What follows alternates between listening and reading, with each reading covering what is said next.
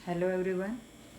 अच्छा, तो आज मैं आपको एक कहानी सुनाऊंगी जो मुझे बहुत अच्छी लगती है, तो मैंने सोचा क्यों ना आपको सुनाई जाए।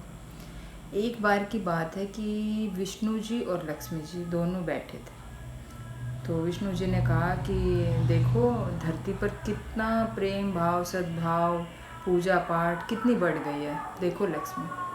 तो लक्ष्मी जी ने कहा कि ये प्रभु, आपको याद नहीं कर रहे ये लोग, ये पूजा पाठ आपकी नहीं बढ़ रही।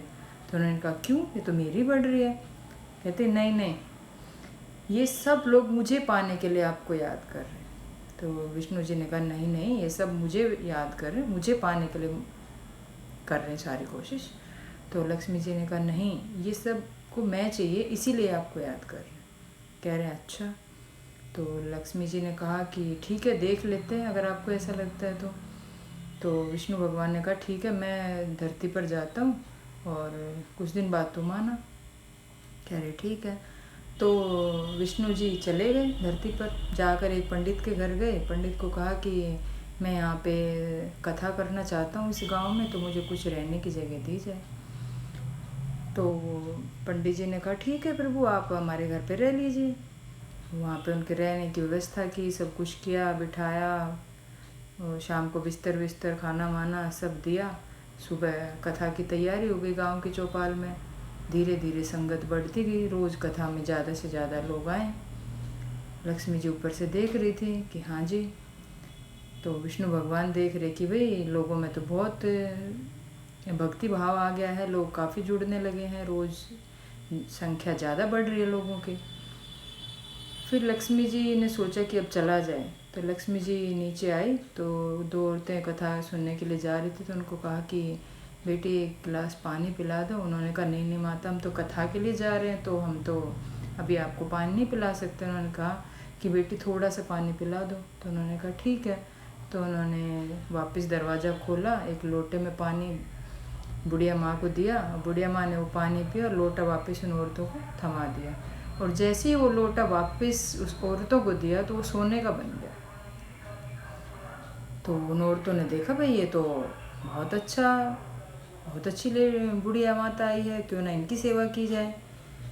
तो वहाँ पे कथा में लोग कथा कम सुन रहे, एक औरत दूसरी, दूसरी तीसरी को, तीसरी चौथी को, ऐसे बताए जा रही, सब सुने जा रहे।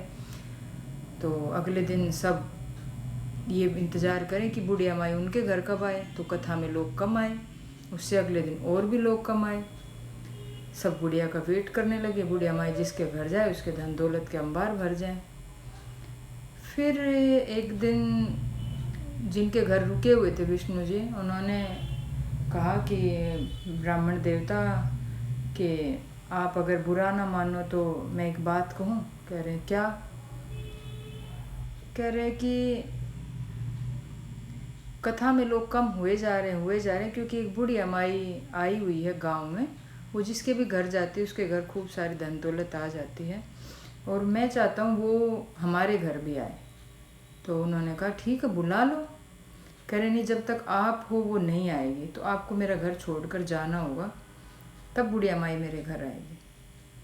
तो विष्णु जी ने कहा ठीक है। उन्होंने अपना सामान उठाया और निकल लिए।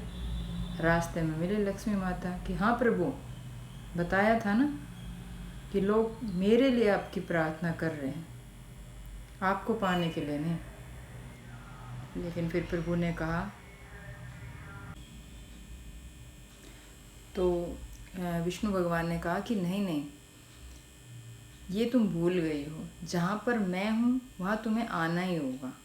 तो इस कथा का अर्थ ये है कि जहाँ पर पूजा पाठ होगी, सद्भावना होगी, आपस में मित्रता होगी, वहाँ लक्ष्मी माँ को आना ही होगा। यानी विष्णु भगवान और लक्ष्मी जी एक दूसरे के पूरक हैं, वे दोनों इकट्ठा मिलेंगे ही मिलेंगे। राधे कृष्ण।